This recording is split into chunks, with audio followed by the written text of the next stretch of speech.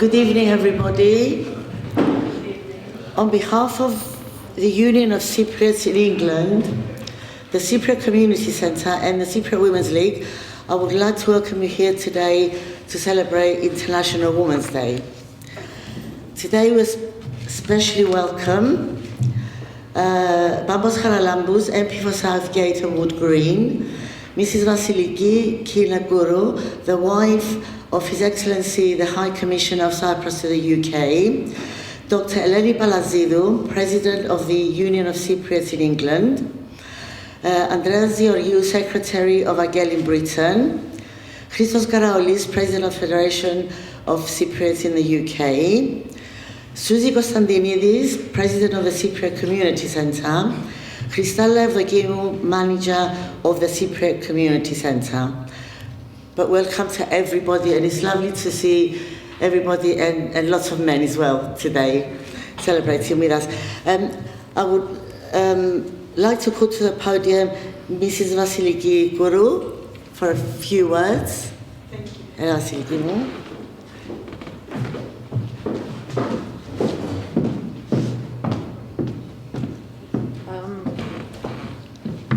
I would like you to allow me to speak in Greek because my heart speaks in Greek. So I would love to, if it's okay with you.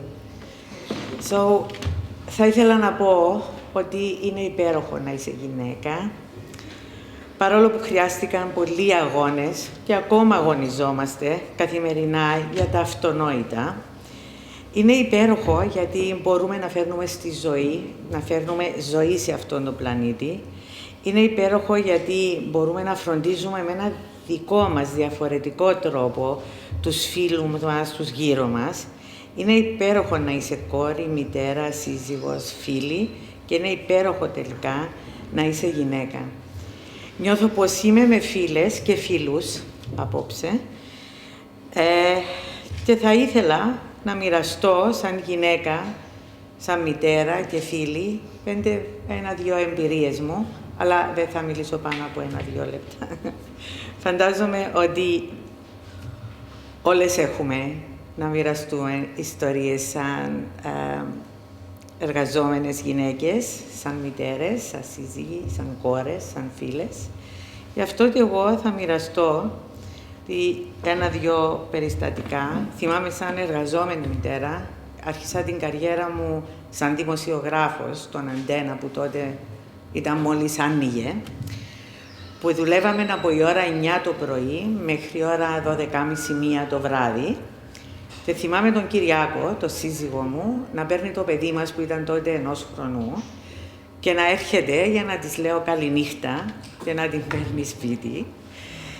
Θυμάμαι επίσης τον Κυριακό να του τηλεφωνώ πανικόβλητη έξω στο πάρκινγκ του Αντένα και να του λέω δεν βρίσκω το αυτοκίνητο μου διότι δεν θυμούμαι πού στο καλό το πάρκαρα. Και ερχόταν με το αυτοκίνητο και τα φώτα για να δούμε πού είναι το αυτοκίνητο. Επίσης θυμάμαι πόσο πάρα πολύ έκλαψα και ακόμα συγκινούμαι που δεν ήμουν εκεί να δω τα πρώτα βήματα της κόρης μου γιατί ήταν στο σταθμό. Όμως επίσης έκλαψα από περηφάνεια όταν πήγα να δω την πρώτη της παράσταση. Ήταν πολλά μικρή και είπε το πρώτο της μικρό ποίημα και εγώ νόμιζα ότι είχα την Μαρία Κάλλας μπροστά μου, αλλά ήμουν πάρα πολλά περήφανη. Επίσης θυμάμαι ως εργαζόμενη πόσο πολύ πιέστηκα να αφήσω τη δουλειά μου ως επικοινωνιολόγος στην Τράπεζα Κύπρου που ήμουν για να ακολουθήσω το σύζυγό μου στη Χάγη, διότι οικονομικά δεν μας συμφέρε να δουλεύω κι εγώ, ενώ ήμουν καριερίστας. Η κόρη μας ήταν στο Λονδίνο και ο άντρας μου ήταν στη Χάγη. Ήταν δύσκολο και οικονομικά, αλλά και σαν οικογένεια να είμαστε χωρισμένοι στα 3. Οπότε πιέστηκα, αλλά το έκανα και ήμουν και χαρούμενη, διότι πρόσφερα στην οικογένεια μου με άλλον τρόπο. Αργότερα, όταν γυρίσαμε πάλι πίσω στην Κύπρο, έστησα τη δική μου εταιρεία επικοινωνίας, σύμβουλος επικοινωνίας και επίσης ήμουν διευθύντρια του Ιδρύματος Αθανάσιος Κτορίδης. Είναι ένα ίδρυμα φιλανθρωπικό, την οποία επίσης άφησα όταν αποφασίσαμε να έρθουμε εδώ. Αλλά με πιο πολύ χαρά, διότι μετά από πάρα πολλά χρόνια καταφέραμε να είμαστε μαζί και οι τρεις μας. Εγώ, η Ράνια και ο Κυριάκος. Δηλαδή η Ράνια μας ζει στο Λονδίνο.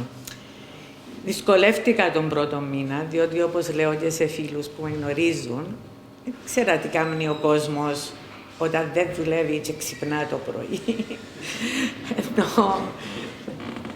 Τον πρώτο μήνα δυσκολεύτηκα, μετά νομίζω άρχισα να εγκληματίζομαι και άρχισα να κάνω διάφορα events για την Κύπρο, για φιλανθρωπικά, για να μιλώ για την Κύπρο σε διεθνή φόρα και σε συζύγους άλλων διπλώματων. Οπότε κάνω τούτο που μου αρέσει και τούτο. Απλώς δεν πληρώνομαι, αλλά είμαι χαρούμενη πάλι που το κάνω.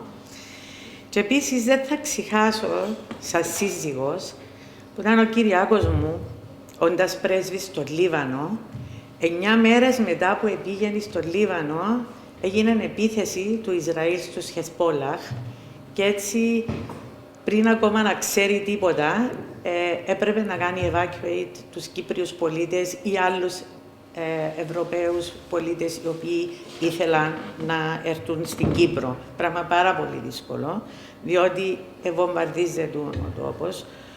Το πόσο φοβήθηκα μόνο η ψυχή μου το ξέρει, διότι δεν ήξερα ούτε το Λίβανο και πίστευα ότι όλες οι βόμβες και όλα ήταν πάνω από το κεφάλι του Κυριακού μου. Αλλά σαν σύζυγος επίσης είμαι περήφανη για τον Κυριακό, που είναι ο καλύτερος μου φίλος, είναι ο σύζυγος μου, είναι φίλος μου και συνοδοιπόρος μου. Είμαι επίσης περήφανη για τους φίλους και την οικογένεια μου και τελικά έμαθα και το πιο δύσκολο, να είμαι περήφανη για τον εαυτό μου, που είναι πάρα πολύ δύσκολο. Είναι δύσκολο, αλλά σημαντικό. Τέλος, θέλω να σας πω ότι θαυμάζω όλο αυτό που κάνετε εσείς εδώ. Μετά που βρεθήκατε στο Ηνωμένο Βασίλειο, μετά από μεγάλες δυσκολίες για να έρθετε εδώ, δυσκολίες που σας οδήγησαν μακριά από τον τόπο σας, τα έθιμα, τις οικογένειες σας, τη ζωή σας, αλλά είσαστε εδώ και κρατάτε την οικογένεια σας και οι άντρες, αλλά παραπάνω οι γυναίκες είμαστε λίγο πιο κρατούμε την οικογένεια. Κρατάτε ζωντανά τα ήθη και τα έθιμα της Κύπρου, που είναι σημαντικό και για τα παιδιά σας και για τα εγγόνια σας και τα διξέγγωνα σας. Και ευχαριστώ επίσης τις κυρίες του Κοινοτικού που αγκάλιασαν όλον τούτον τον κόσμο, που συνεχίζουν να αγκαλιάζουν, που μου έδειξαν την κάνουν για τους λιγότερο τυχερούς από τους υπόλοιπους μας που χρειάζονται την παρέα τους και τη βοήθεια τους και με συγκίνησαν. Και ξέρω ότι τώρα να έρθει μια κυρία Βάσο να σας πει είμαι περήφανη για σας, αλλά νιώθω το και θέλω να σας πω είμαι περήφανη. Σας ευχαριστώ και σας θαυμάζω όλες φίλες μου, γιατί έτσι νιώθω σήμερα, ότι έχω καινούριες φίλες και ότι είσαστε οι φίλες μου εδώ που βρίσκομαι στη Βρετανία. Σας ευχαριστώ πολύ.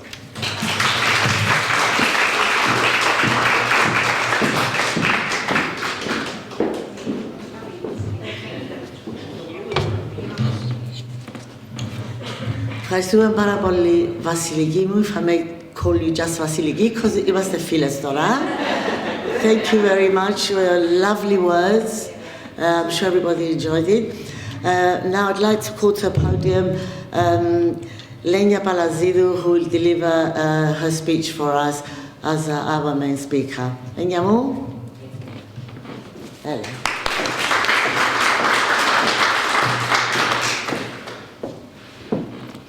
Thank you, Buddha.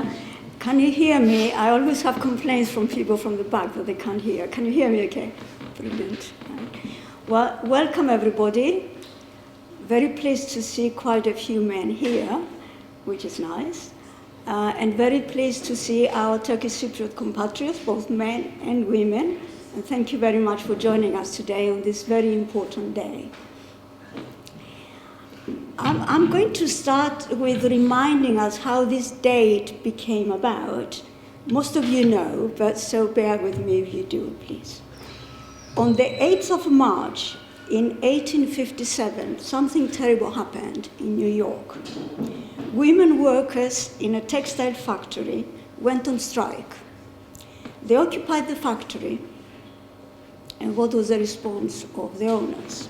They set fire to the building, and 130 women died in the fire. There was an outcry, and then nothing.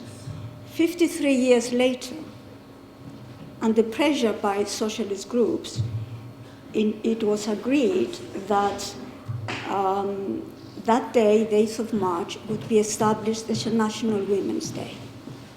A year later, in 1910, at the second Congress, second Socialist International Socialist Congress, which was held in Copenhagen, it was proposed by 3 socialist women that the 8th of March becomes an International Women's Day. This was approved, but the fact was that only a few countries, few European countries, went along with that. It was Austria, Germany, Denmark, I can't remember which other one, but it wasn't a truly international day. So it wasn't until 1977 that the United Nations declared the 8th of March as the International Women's Day, and it is celebrated worldwide from that time on. So that's the background to the Women's Day. Now, if those of you who came to our last year's event will remember that we focused on women as victims of war, and more specifically on the women of Cyprus and what they happened during the events of 1974, and the consequences which they are still living with. Of course, the world has, well, of course, but the reality is that the world has taken a turn backwards in recent years, and there are more wars and more vicious wars elsewhere with our neighbors, the Palestinian women in Gaza and the West Bank, being killed on a daily basis, women in Sudan and many other parts of the world where war is ongoing. Women are still victims of violence, both domestic and other, and they're harmed physically, sexually, or psychologically. However, today we're not going to talk about women as victims. We're going to talk about women's achievements. So, let's see. Women are not only mothers, daughters, or wives, the same way as men are not only fathers, sons, or husbands. Women are equally able to hold roles, both social, professional, political, or other, the same way as men. There is nothing that makes women less able. Nevertheless, equality is still far from where it should be. There have been women with great achievements from ancient times. I won't focus on that. I will talk about the time, and that's the 19th century, when women became organized in fighting for women's rights and women's position in the world. And we know, of course, of movements in the UK and various other places. But did you know that there were movements, feminist movements in Cyprus? Very few people know, but there are some very important women whom I think we need to know of and recognize them for what they achieved under extremely difficult circumstances. So, In the 19th century, we have three women who have been recognized as those that laid the foundations for women's emancipation in the Greek world. Two of them were Cypriots, Sappho Leontias, Cleridou, Polyxeni Loigas, and a Cretan woman, Kalliroi Paren.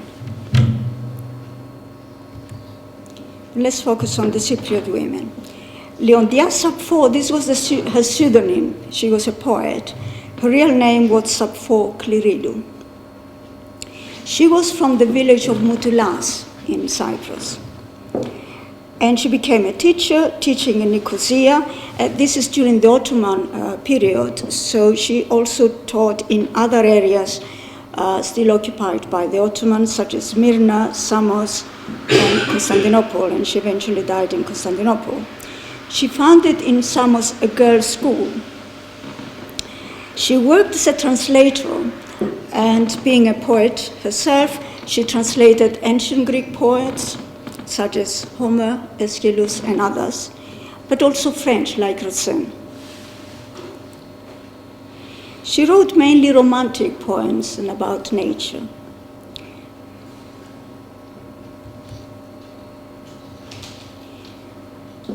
Now, the women, as you can see, is all geared towards education.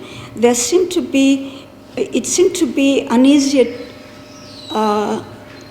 route for women to progress in going into education and to teaching.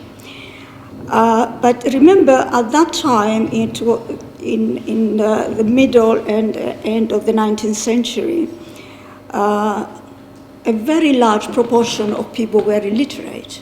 They didn't even attend elementary school, and much less so women, of course.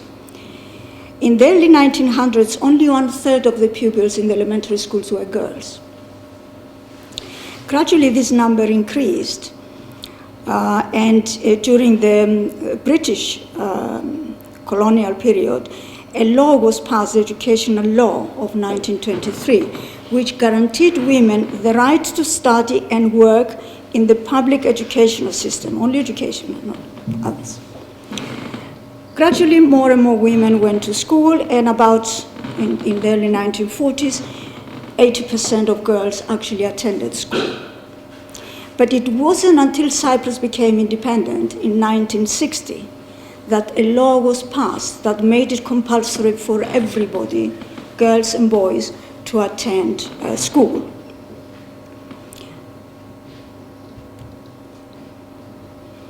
So, what other women got involved in this movement of promoting women's rights, and in particular in education? Persephone Papadopoulou is another well-known, or should be a well-known name. She started a journal called the Estiades, and it was a feminist journal. It didn't last very long. Within a couple of years, it went downhill. But she did a lot to promote education for women. And she famously said, I will say it in Greek, but I'll translate, «Μορφώσατε και τη γυναίκα και μετά θαυμασμού ολόκληρου αναγέννηση ανθρωπότητος», which means educate women and you will see with admiration the whole of the humanity renaissance. So the importance of women being educated, how important that is for the whole of humanity, not just for women. Now, all these women that I mentioned were generally from more privileged backgrounds. So they had educated parents, families, and economically reasonably well, so they were able to be supported to achieve what they achieved. It wasn't until the 1930s that working class women were actually able to get into political organizations and get involved in workers' rights and women's rights. And that was the time when the Communist Party in Cyprus was established. That's 1926, and AGEL, which is the Working People's Party. And these parties had within them women as well as men.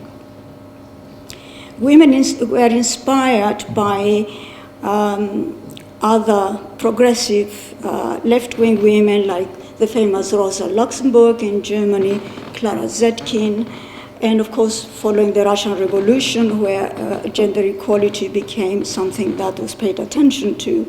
That inspired these communist groups in Cyprus to support women and women's movement. And the first Pan-Cypriot organization of democratic women was established in 1950. Now I want to mention two very important women. One was Katina Nicolaou. She was called the communist because the first communist woman in Cyprus. And she was referred to by everybody as the communist. She was actually a founding member of the Cypriot Communist Party. She came from a working class background, and she worked as a teacher for a while until the British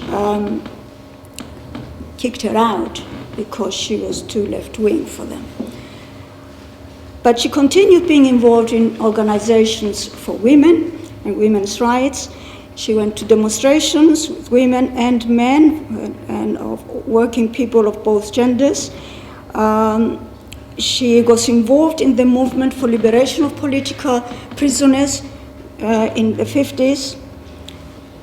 So she was extremely active and very highly regarded and very influential. Unfortunately, in 1974, she lived in Famagusta, she became a refugee, and she ended her life 10 years later as a refugee. In an interview she gave to journalists, she said, «Έταξα σαν όρο στη ζωή μου να δουλέψω για να ξυπνήσει η γυναίκα που είχε τη σκλαβιά του άντρα, τις προλήψεις και τις προκαταλήψεις της κοινωνίας και του ίδιου του εαυτού της». Very wise words, really. And I will say it in English, that I devoted myself, the role in life for myself, to work, to wake up the woman from the slavery of the husband, of the man, from the prejudices and preconceptions of society and their own preconceptions as well. The second very important movement, the second very important woman from a working class background was Cleo Christodoulidou. Cleo was also a founding member of the Communist Party of Cyprus. Remember, at that time, that was the only party that existed in colonial period. And interestingly, she said later on when interviewed by some journalists that on the day that the meeting was going on to found the Communist Party, her father didn't allow her to go. He was a traditional man with patriarchal attitudes and didn't think a woman should go with all these men and talk about establishing a party. However, she was well regarded, and soon after the party was founded and they had all the necessary documents, the constitution and so on, she was trusted with these documents to take them to Athens to hand them over to the Communist Party of Greece. And she did so. And she ended up staying there for the rest of her life, but her love for Cyprus remained, and she maintained the contact with the Cypriot Party over the years. She got involved in the civil war in Greece. She was actually sentenced to death, but eventually she wasn't killed, but she was left in prison until 1952. So these are very important women in Cyprus who make a very important contribution to feminism and women's rights. And POGO, which is a Pan-Cypriot organization of women, which is an umbrella organization of all women's groups in Cyprus, honors both these women by offering a prize, an annual prize, to women who make a significant contribution to women's rights. And here I think I will stop. And we will now proceed to show a video. This is a video from Cyprus, which was done last year, 1924, and it shows girls, schoolgirls, of all ethnicities, Greek Cypriot, Turkish Cypriot, and one or two of the girls are from immigrant parentage. And they talk about their concerns, what their life is like, what they would like their life to be, what the opportunities are and what the obstacles are, and their dreams, and how they would change the world. So I hope you find it interesting. I think it is very interesting. So we'll proceed with that. Thank you.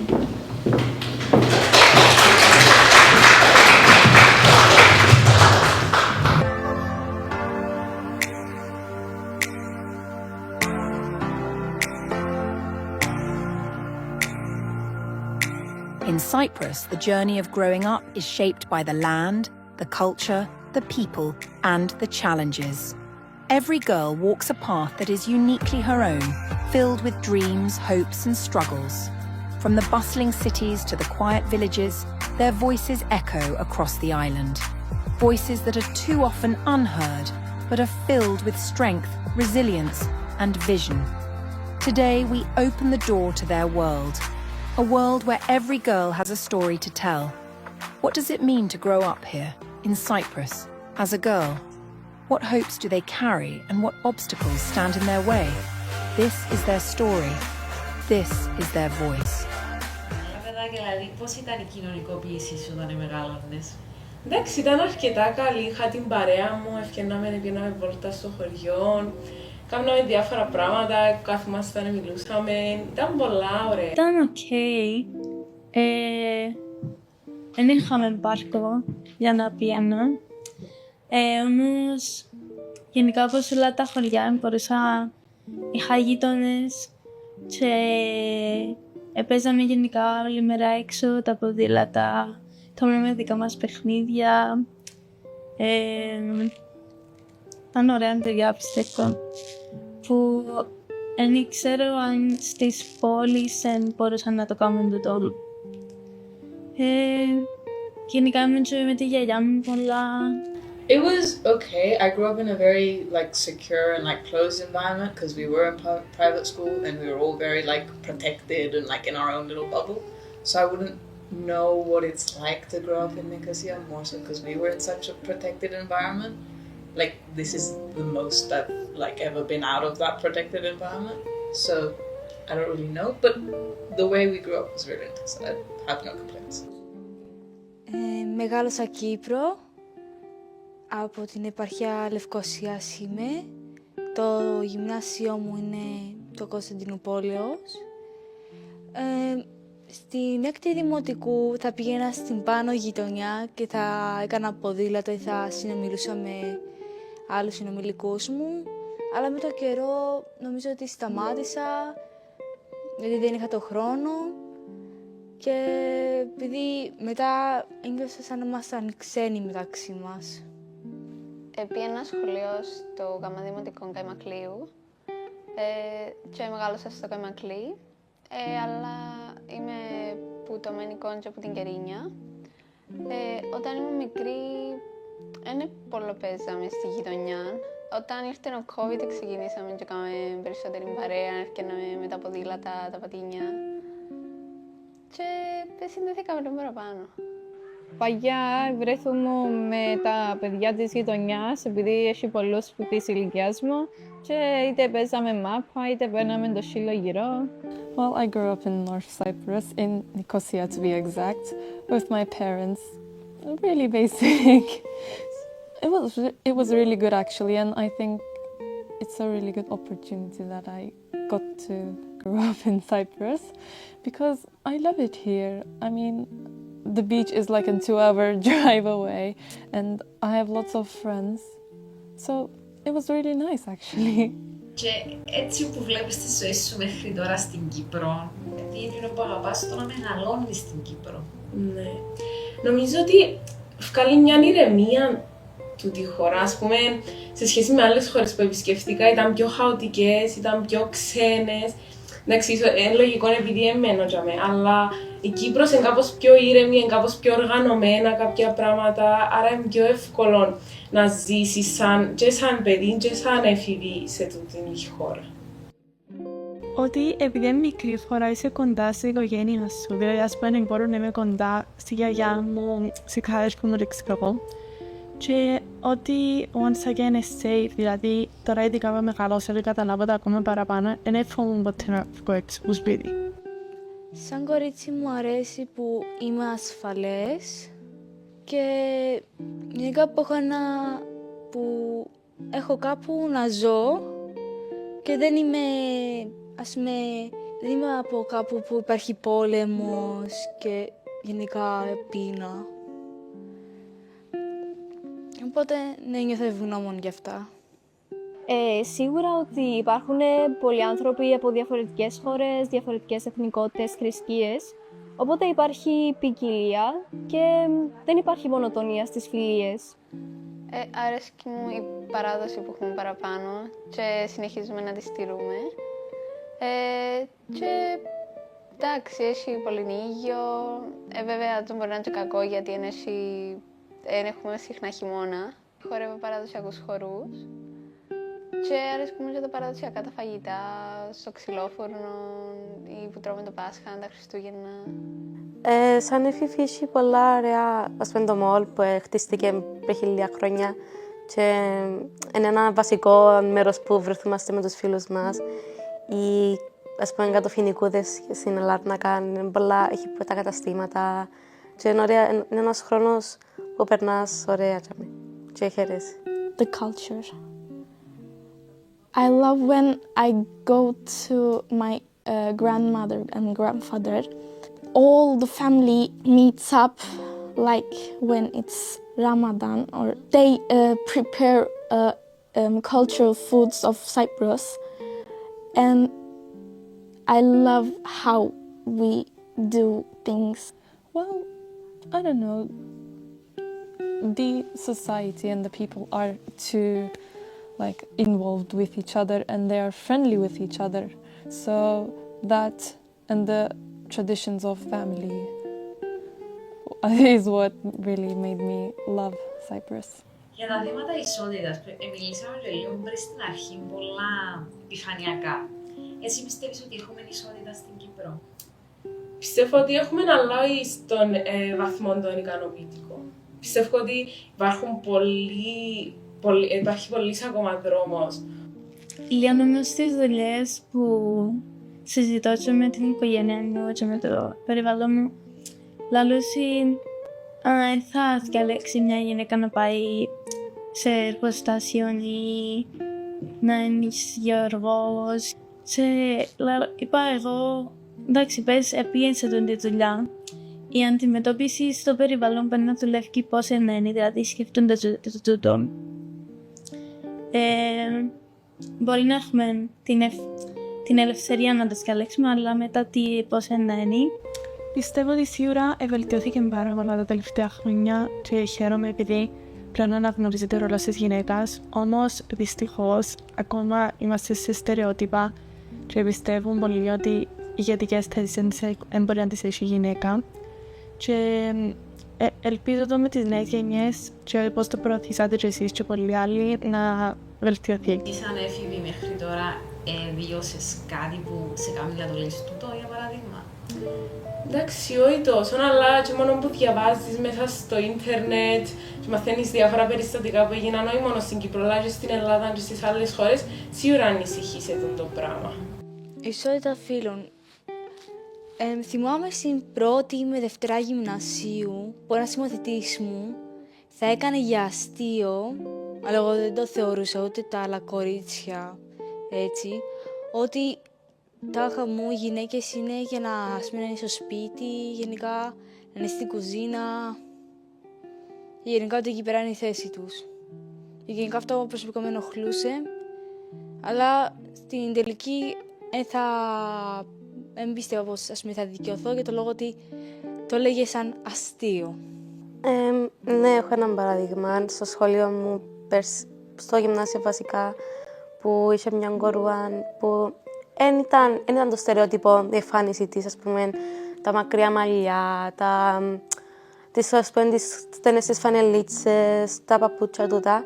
Ήταν πιο τα σπίτια είχε κοντά μαλλιά, είχε φορσελούς φανέλες και τα αγόρια κυρίως περιπέζαν την, κορδεύκαν την και που το θωρούσαν δεν μπορούσα να κάνω εγώ προσωπικά κάτι παρά να το πω στους δασκάλους. Αλλά επειδή είναι και ηλικία, άμα τους πεις κάτι θα σταματήσουν.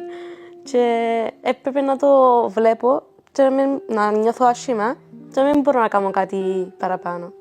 Νιώθω ότι είμαστε λίγο πίσω με την ισότητα, τα στερεότυπα. Έχει επαγγέλματα που άμα πεις ότι μια γυναίκα ότι να το πιάσει, να σπουδάσει κάτι, να σε δούμε το μισό τους και να σου πούν τι λαλείς τώρα. Ας πούμε, μια αδελφή μου σπουδάζει χημικός μηχανικός και έχει κορίτσια, αλλά είναι πιο πολλά τα αγόρια. Και ας πούμε που το άκουσα που μου το έπαινε, μου σε φάση, γιατί ενώ είμαστε σε άλλες χώρες, ας το πάρουμε έτσι, άμα το πίσω που γεννήσκεται στην Κύπρο, να σε το πούν και να πούν τι εννοείς, εμάς είναι μια χαρά. Ναι, βασικά στο σχολείο μου γενικά, επειδή είναι ιδιωτικό, υπάρχει το στερεότυπο ότι ας πούμε, επειδή υπάρχουν αριστοκρατικά κορίτσια, ας πούμε, ναι, ή που είναι πιο πλούσια κορίτσια, είναι πιο όμορφα ή έτσι πράγματα, ενώ από άλλα κορίτσια που ας πούμε σε δημόσιο σχολείο ή ακόμα και στο σχολείο μου, απλά είναι τόσο δημοφιλές. Εμένα συγκεκριμένα προκαλεί μου πάρα πολύ δυσαρέσκεια το γεγονός, επειδή πιστεύω ότι όλοι οι άνθρωποι είναι ίσοι και δεν πρέπει να υπάρχουν στερεότυπα καταρχήν. Έτσι γενικά με το πόσα λεφτά έχει κάποιος και η οικογένεια του και το οικογενειακό του background. Ένα δυσάρεστο γεγονός να το βλέπω και γενικά στο σχολείο που πηγαίνω κάθε μέρα. Το μέλλον μου με προβληματίζει πάρα πολλά επειδή δεν ξέρω αν θέλω, για παράδειγμα, να ζήσω στην Κύπρο στο μέλλον, αν υπάρχουν αρκετές ευκαιρίες εργασίας στην Κύπρο, αν υπάρχει καλό εισόδημα, επειδή τώρα σαν ο κόσμος εξελίσσεται είναι πιο δύσκολο. Χρειάζεται μια σταθερή δουλειά με ένα σταθερό εισόδημα. Γι' αυτό ίσως να με απασχολεί γενικά. Ως έφηβη γενικά προβληματίζομαι με την ύλη του σχολείου, γιατί ας πούμε είναι πάρα πολύ και ο χρόνος της εξέτασης στην βιολογία και χημεία είναι πολύ λίγος μιας και εξεταζόμαστε την ίδια ώρα και είμαστε περιορισμένοι.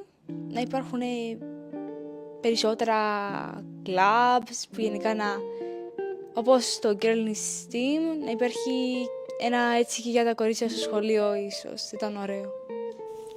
Yeah, like I don't really have a lot of hobbies because of, studies and stuff.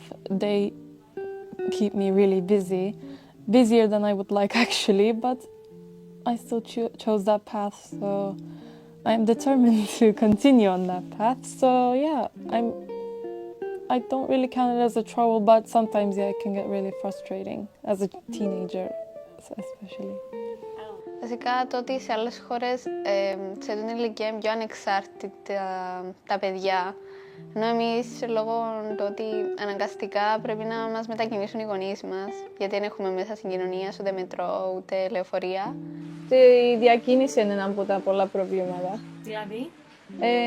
Δεν έχουμε με μετρό, με τραμ, με έτσι που μπορούμε να διακινούμαστε και γι' αυτό πρέπει είτε να παίρνουμε με τα πόδια εν κοντινές αποστάσεις ή με το αυτοκίνητο που καταστρέφουμε το περιβάλλον έτσι. Transportation is not good in our country. Like, there's no system for transportation. You can't take bus whenever you want, or you can't travel with a train, as there is no train. Είναι η εμφάνιση το ότι πρέπει να ντύνεσαι ωραία, να σάζεσαι ωραία όπου και να πάεις. Πρέπει να βαφτείς, πρέπει να σες τα μαλλιά σου, να φορέσεις ωραία ρούχα για να μέσα τον έλεγε να πούν να δεν την προσέχουν. Να συμπεριφωνάσουν είναι πολλά σωστή.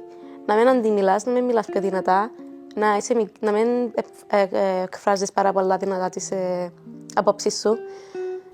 Όχι το ένα, όχι το άλλο. Και νομίζω είναι πολλά πιεστικό για μια εφηβή να της λαλούν το ένα, το άλλο, κάμε το ένα, κάμε το άλλο. Και να μην την αφήνουν να αναπνεύσει, να κάνει εκείνο που της αρέσει χωρίς να νιώθει ότι να την κρίνουν.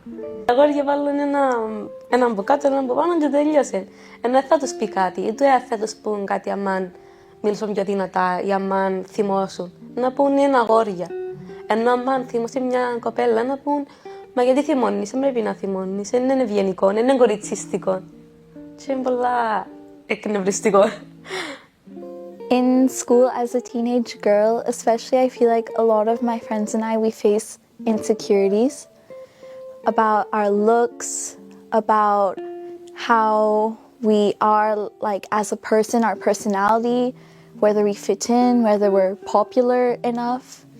So I feel like I was really lucky because I found a really good friend group, a diverse friend group, with friends who are really silly to friends who are more serious. So yeah, I feel like that's a problem which we all face, but the most important thing is that we help lift each other up.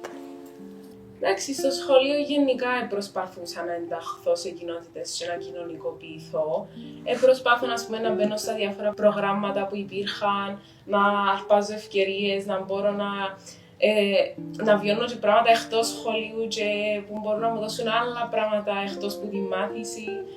Ναι, οπότε προσπαθούσα πάντα να μπαίνω. Αν και εντάξει, κάποιες φορές οι επιλογές είναι λίγο μειωμένες. Παρατηρείς, ας πούμε, ότι η φωνή σου νιώθεις ότι ακούγεται είτε στο σχολείο, είτε στην δική σου κοινότητα.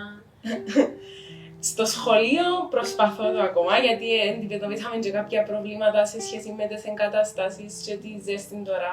Που προσπαθούσαμε και πιέναμε να τους πούμε μπορούμε να κάνουμε κάτι και ρωτήσαν μας ότι και να κάνετε μπορείτε, θα σας ακούσουν. Οπότε εμένα εκνεύριζε με λίγο τούτον πάντα, γιατί ας πούμε λίγο αντιφατικό, προσπαθούν να μας κάνουν δυνατούς, να μπορούμε να στέκομαστε στις προκλήσεις της κοινωνίας και από την άλλη λαλούς ότι δεν μπορείς να τα καταφέρεις και ότι δεν θα ακουστεί η φωνή σου. Actually, no. I don't think Cypriots don't think that women are less powerful. They respect each other, but I'm not sure about all other cultures or ethnicities. But in Cyprus, yes, they think we're all equal. But in the past, like, you know, the jobs were separated.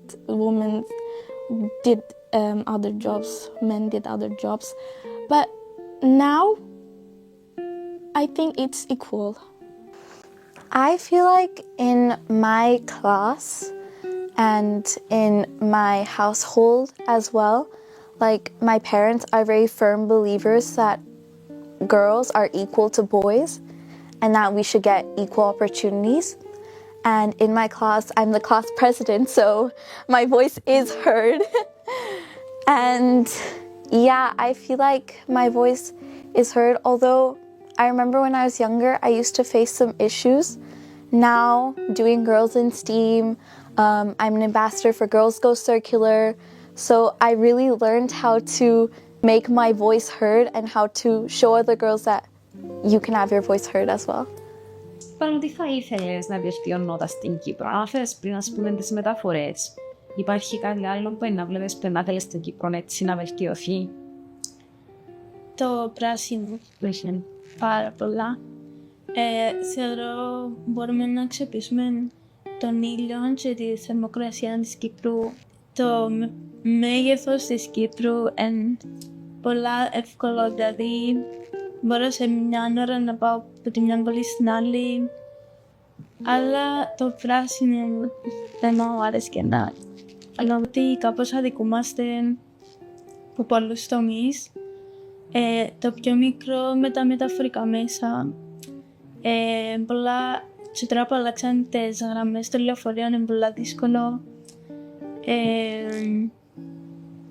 Ας πούμε τώρα παίρνω ένα τρέξιμο και δεν έχω πεζοδρόμιο πολλές φορές, δεν έχει κάτι να βλέπω ωραίο. I mean, it's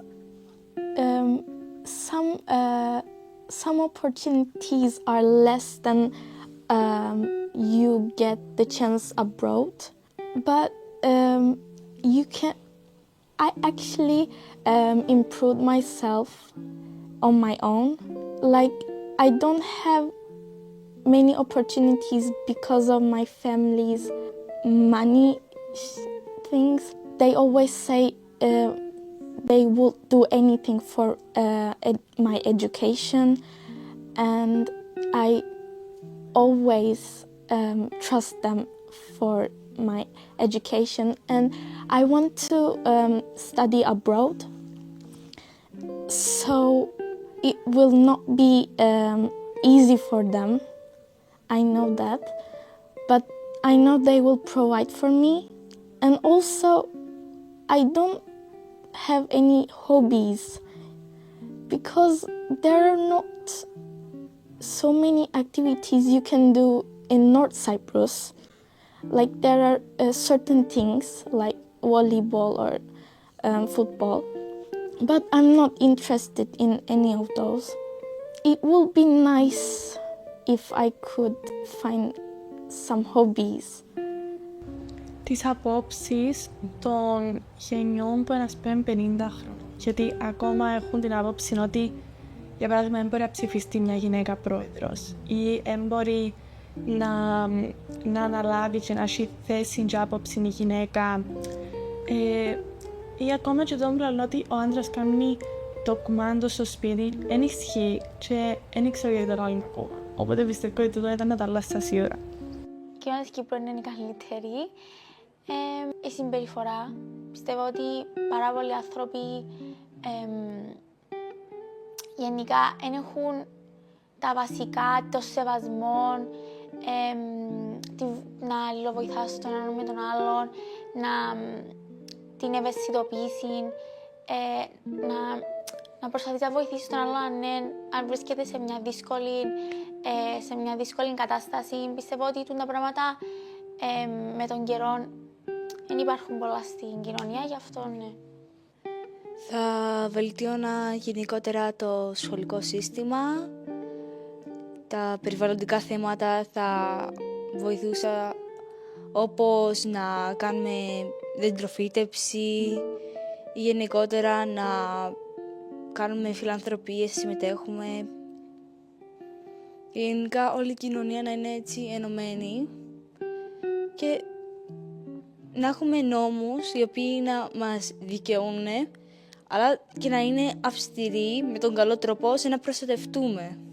Νομίζω σαν κοινωνία κρίνουμε πολλά τους άλλους. Νομίζω να πρέπει να σταματήσει. Κρίνουμε συνήθως κάποιον από την εξωτερική εμφάνιση, αν είναι όμορφος, άσχημος, κοντός, ψηλός. Γενικά με την αλλαγή φίλων, να το πάρω από εκείνον τον τομέα, γιατί έχω και έναν φίλο μου που παίρνω από τούτον και επειδή είμαστε πολλά close, οι συμμαθητές μας περιπέζονται συχνά, νιώθει πάρα πολλά σχήμα και είναι πολλά κρίματα. Επειδή ξέρω τον πολλά καλά και προσωπικά σαν άτομο είναι πάρα πολλά καλός και αστείος και παίρνουμε πάρα πολλά ωραία μαζί.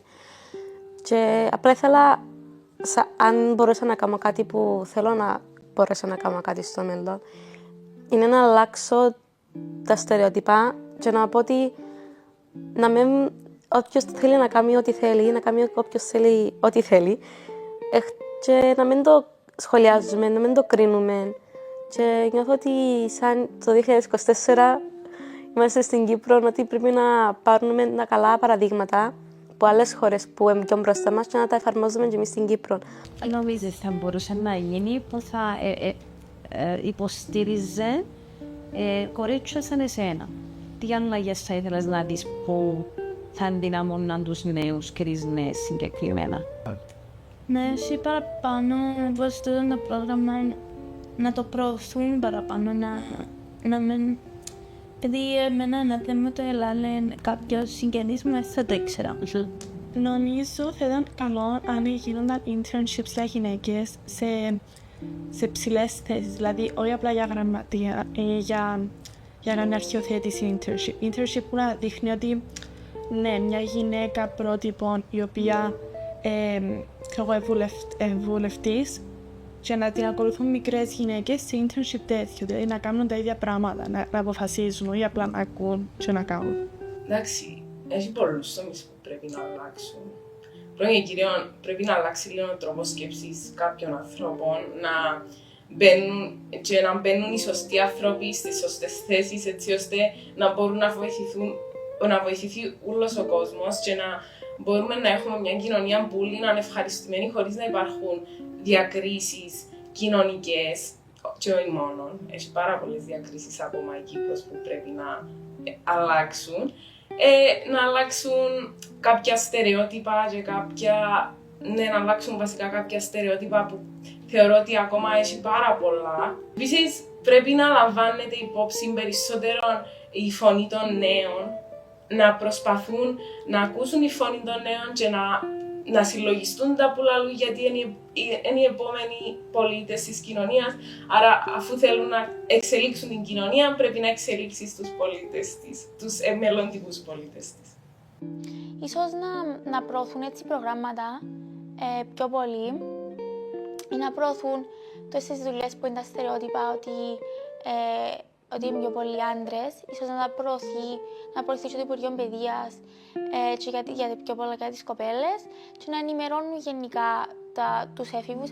Πιστεύω πως θα έκανα πιο πολλά προγράμματα σαν αυτό που στοχεύουν αποκλειστικά στην πρόθεση των κοριτσιών σε τέτοιους τομείς, ειδικά του STEAM. Να ανοίξουν περισσότερες θέσεις στις δουλειές για κορίτσια, για τον λόγο ότι ο πληθυσμός των κοριτσιών είναι περισσότερος και στους τομείς μαθηματικά, επιστήμες, αστρονομία ίσως και άλλα σαν αυτά μαθήματα σπουδάζουν κορίτσια περισσότερο και λιγότερα αγόρια, αλλά στην τελική το μόνο που βλέπω είναι αγόρια να έχουν αυτές τις δουλειές. Τη μικρή μας ηλικία θα μας βάζουν να φοράμε φορεματάκια, να μας αρέσει το ροζ και ως να μην γνωρίζουμε και ίσως και άλλα πράγματα, δεν θα μας έχουν περιορίσει. Μιας και δεν μπορούμε να εκφραστούμε τότε που είμαστε μικροί ή να ξέρουμε τι γίνεται. Οπότε θα ήθελα γενικά από τους γονείς να μας δίνουν κι άλλες επιλογές, όπως να μας βάζουν να παίζουμε με διάφορα παιχνίδια, να μας δίνουν να φοράμε διάφορα χρώματα, σκούρα, λευκά, πολύχρωμα, μονόχρωμα και όλα. Ναι, να μπορούσαν να βελτιώσουν τις συγκοινωνίες. Εντάξει, αν είναι δύσκολο να δημιουργηθούν μετρό, ας βελτιώσουμε τα λεωφορεία πρώτα. Ή να μπορούσαμε να χτίσουμε, να φτιάξουμε ποδηλατόδρομους, γιατί έχουμε τόσους πολλούς. Το πρωί, ήπια να πηγαίνουμε σχολείο, να υπάρχουν, εκτός από τα λεωφορεία που έρχονται από τα χωριά, να υπάρχουν λεωφορεία που να παίρνουν που κάθε σπίτι τους μαθητές των σχολείων και το αντίθετο, ή για διάφορες δραστηριότητες, έτσι όπως υπάρχουν σε κάποια αγγλικά, για να μην χρειάζεται τη μετακίνηση των γονιών, γιατί υπάρχουν και πολλοί γονείς που βάζουν παππούδες γιαγιάδες να μεταφέρουν τα παιδιά τους. Να υπάρχουν πιο πολλές γυναίκες στο, ας πούμε, να το πω, πολιτικό τομέα ή στον εμπορικό τομέα ή σε γενικά στους τομείς. Γιατί, ας πούμε, πήραμε στερεότυπο ότι πρόεδρος ή, ας πούμε, κάποια επαγγέλματα έχουν μόνο αρσενικό επίθετο, ενώ πρόεδρος τι να πεις άμα είναι γυναίκα. Δεν μπορείς να το σκεφτείς. Ενώ λίγο τα γίνεται ότι μόνο άντρες εν τούτα, μόνο γυναίκες εν τα τούτα. Και λίγο πολλά, πώς να το πω, την πρέση, δεν ξέρω, επειδή σαν γυναίκα να σου λέει θέλω να γίνω τούτα, αλλά δεν μπορώ. Ή ας πούμε πιλότος. Θα γίνω πιλότος. Ποιος δεν με δει και να πει πιλότος, κορίτσι να γίνει πιλότος, είναι τα αγόρια που γίνονται πιλότοι. Τι σημαίνει για σένα να είσαι έναν ενδυναμωμένο κορίτσι? Τι σημαίνει για σένα η έννοια της ενδυνάμωσης? Εντάξει, σίγουρα να πιστεύεις στον εαυτό σου και στις δυνατότητες σου, να ξέρεις ότι άμα θέλεις μπορείς να κάνεις τα πάντα, είσαι ικανός για τα πάντα, είσαι ικανή για τα πάντα. Πάντα, και άμα ας πούμε δεν τα καταφέρνεις, πάλι πρέπει να ξαναπροσπαθείς, άρα δεν πρέπει να το βάλεις ποτέ κάτω. Like feeling confident to like be proactive and like speak up about things and like make change. Να έχεις αυτοπεποίθηση και να νιώθεις safe. Να έχεις τη δική σου άποψη, να νιώθεις confident και ας πούμε να μπορείς να πεις σε κάποιον ότι κάτι σου αρέσει και κάτι θέλεις να αλλάξει. To achieve things, all the things you want in life, to be able to grow up as you wish, success in fields you want to be, in the things you want to do. To believe in ourselves. I feel like in classroom environments, often we feel like we're supposed to give the stage to boys. We're supposed to let them do it. Or I feel like girls also have a lot of responsibilities. For example, like not arriving to class on time, not doing the homework. If a boy does it, it's like, okay, they never do it. But for a girl, it's like, are you serious? You're detention. So I feel like that's a sort of double standard, and we need to be empowered to realize that that isn't how it should be, and also that a lot of opportunities, like in my school, the computers club is all boys except 2 girls out of like 25 students. So we need to show girls that you can do this and there's no need to feel insecure. Αν σου έλεγα να δώσεις έτσι ένα μήνυμα ή μια συμβουλή σε άλλα κορίτσια του της δικής σου ηλικίας, με βάση τα όλα που συζητήσαμε, τι ήταν ένα μήνυμα που να θέλεις να περάσεις? Εντάξει, σίγουρα να πιστεύουν στον εαυτό τους, στις δυνατότητες τους και να μην φοβούνται ποτέ να πούν τη γνώμη τους, πάντα να στηρίζουν την άποψη τους και να δικαιολογούν εκείνα που θέλουν να δείξουν, έτσι ώστε να ακούεται η άποψη τους και να προσπαθούν όσο το παραπάνω μπορούν να δείχνουν το ποιες είναι και να κάνουν το δικό τους, να προσπαθούν να δώσουν το δικό τους βοήθημα στην κοινωνία. I think that if she studies hard enough, there's nothing that she cannot achieve. So the only thing that she should do is to work hard, and she should improve herself in the things that she is not good enough, so that she can be better at those things. And apart from that, I think that there's nothing that she should be scared of, because she can achieve whatever she wants if she works hard enough. Οτιδήποτε γίνεται γενικότερα να μην σας βάζει από κάτω. Πάντα να έχετε το κεφάλι ψηλά και να βάζετε τον εαυτό σας πρώτα και τους υπόλοιπους, αλλά παραπάνω τον εαυτό σας, επειδή στο τέλος της ημέρας έχετε μόνο τον εαυτό σας. Να τους έλεγα, ας πούμε, να κάνουμε μια ομάδα, να είμαστε πιο δυνατοί και να πούμε τις άποψεις μας, να το προσπαθήσουμε. Ότι δεν αξίζει να φοβόμαστε ή να μην έχουμε την αυτοπεποίθηση να κάνουμε ό,τι θέλουμε, γιατί η ζωή είναι πολλά μικρή για να καταπιεζόμαστε. Don't listen to others, just listen to yourself and do what you want to do. You can achieve things by listening to others. My father always tells me, don't listen to me, don't listen to your mom. Just don't do things that we want. Listen to us, but do things the way you want it to be. The first thing that comes to mind is just like follow what you want to do no matter what anyone else tells you to do.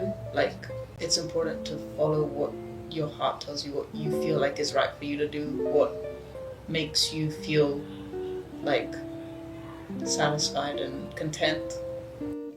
Everything's gonna be okay. Everything happens for a reason, and if something you really want to happen doesn't happen, it's okay. Maybe God has a different plan for you or a path for you, so yeah, it's gonna be okay. It's all gonna be sorted out at the end. Like Nike says, just do it. Just do it. You find opportunities, find places where you find interested to be in. And if you think, oh, well, I don't know if I'm smart enough, I don't know if I'm gonna be as good as everybody else, just go, just do it. Because, I mean, it's this thing of taking a plunge in the ocean and then realizing that you always knew how to swim. That is so important. It gives you such wonderful experiences. I mean, I was nervous to come here. I was thinking that I wasn't old enough, I wasn't going to be as smart as the other girls, but there's such a supportive community here, so I'm really happy that I took the plunge.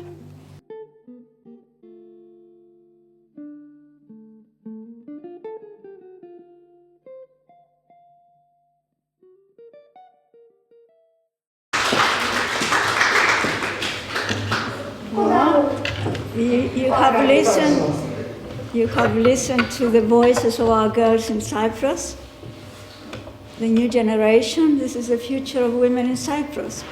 Optimistic. I think it's organized by the British Council and some other organizations. I just came across it recently. I thought, STEAM, yes. Do you know what it stands for? No, it stands for, but the organization supports students on their journey from education into the world of work. So, okay, that's a group that they're living somewhere? Are they living in this place? No, that's a center where girls are encouraged to go and communicate. The exchange ideas. Yeah, they're encouraged to get together and talk about things. So it's a good program. Hopefully it will grow. I think it started last year, so it's relatively new.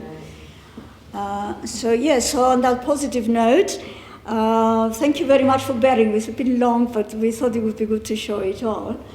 We are now going to end with our in-house artist, Vasilis, an actor famous in the community and a member of our Union of Cypriots, who is going to recite two very important poems devoted to women. After that, there will be some drinks at the back, and those who want to have dinner, there will be dinner next door. Thank you very much for your attendance.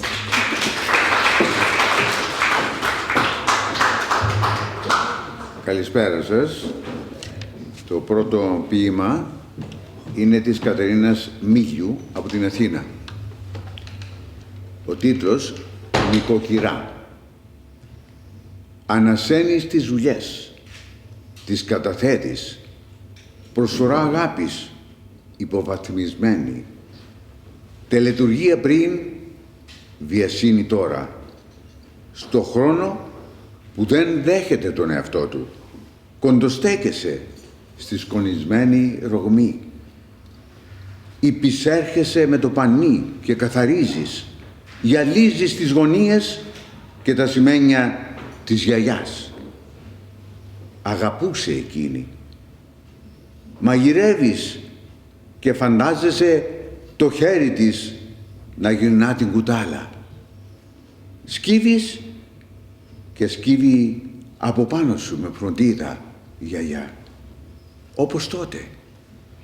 Στρώνεις τα καλά, τα γιορτινά. Και θυμάσαι, έρχονται μνήμες καιρών ευτυχίας, παιδικά πρόσωπα χαροπά. Ρηγούν οι άκρες, αναζαλεύουν στα στροσίδια και εσύ ντρέπεσαι να ομολογήσεις τη χαρά. Προσφορά αγάπης υποβαθμισμένη. Αυτό ήταν. Thank you. Κωστής Παλαμάς. Γυναίκα, αν θες ανδρίκια να δουλέψεις για τον ξεσκλαβωμό σου, δεν σε φτάνει να κάψεις, να σκορπίσεις, να ξοδέψεις το χρυσάφι, τη Σμύρνα, το λιβάνι στο νέο βωμό. Μέσα σου πρώτα κάψε το τριπλό ξώανο που τους ζούλους κάνει. Συνήθεια, κέρδος, πρόληψη και σκάψε και του παλιού καλού καιρού τα παραμύθια κι ας είναι όμορφια, μια και τα πάντα θάψε. Α, τα μεστά τα καμαρωτά σου στήθια βραχνά στα πνίγη, πνίχτον πολεμίστρα, για την αγάπη και για την αλήθεια. Πάντα μαζί σου η ομορφιά η μεθύστρα. Κωστής Παλαμάς. Και το τρίτο είναι του Πέτρου Σοφιανού, από τη Σάμο. Όλδο η Μάρτη πάντοτε τιμάω, καθώς θυμούμε τον ηρωικό ξεσηκωμό γενναίων υφαντριών στη Νέα Υόρκη, που απαιτούν η πληρωμή τους να είναι εισάξια και ίσα, ίση δουλειά με εκείνη των ανδρών.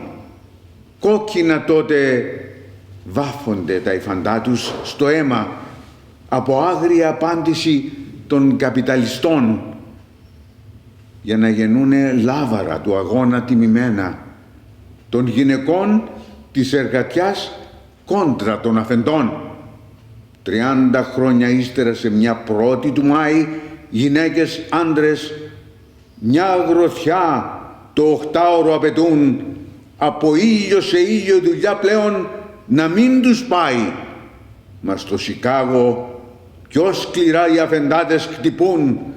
Στην Κοπεχάγη κάποτε 1910, σε μια παγκόσμια συνάξη σοσιαλιστριών, η Κλάρα Τσέτκιν πρότεινε να είναι η γυναίκα η 8 του Μάρτη αξέχαστη στο διάβα των καιρών. Χρόνια πολλά, αγωνιστικά γυναίκα όλου του κόσμου, γυναίκα, μάνα αξέχαστη, φάντρα, απ' την εργατιά σε νέα νίκη, φαντάσου, και τούτον τον αγώνα, γυναίκες και άντρες μια γροθιά μαζί, αγκαλιαστά. Thank you.